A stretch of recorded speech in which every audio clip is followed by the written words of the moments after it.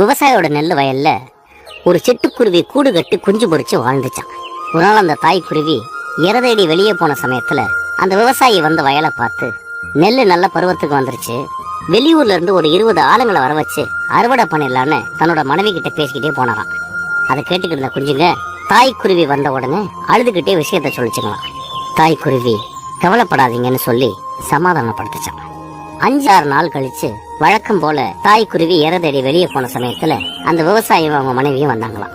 நெல்லு நல்லா முத்திருக்கு, இதுக்கு மேல வெளியூர் ஆளுங்களை நம்பி பிரயோஜனம் இல்ல, நம்ம ஊர்லயே ஒரு 10 பேரை வச்சு அறுவடை பண்ணிடலான்னு பேசிக்கிட்டே போனாங்களாம்.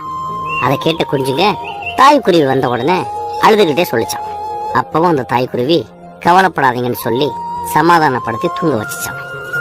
திரும்ப ஒரு 5 நாள் கழிச்சு விவசாயியும் அவங்க மனைவியும் வந்து, இதுக்கு மேல நெல்லை அறுக்காம விட்டா எல்லாம் வீணா போயிடும், வெளியாளுங்களை நம்பி பிரயோஜனம் இல்ல, நடக்கிறது நடக்கட்டும், நாளைக்கு நம்மளே இறங்கி அறுத்துடலான்னு பேசிக்கிட்டே போனாங்களாம். தாய்க்குருவி வந்தப்போ குஞ்சுங்க இந்த விஷயத்த சொல்லிச்சுங்களாம். தாய்க்குருவி பதட்டமாகி நம்ம உடனே இந்த இடத்த விட்டு காலி பண்ணி போகணும்னு சொல்லிச்சான். குஞ்சுங்க புரியாம பார்த்துச்சான்.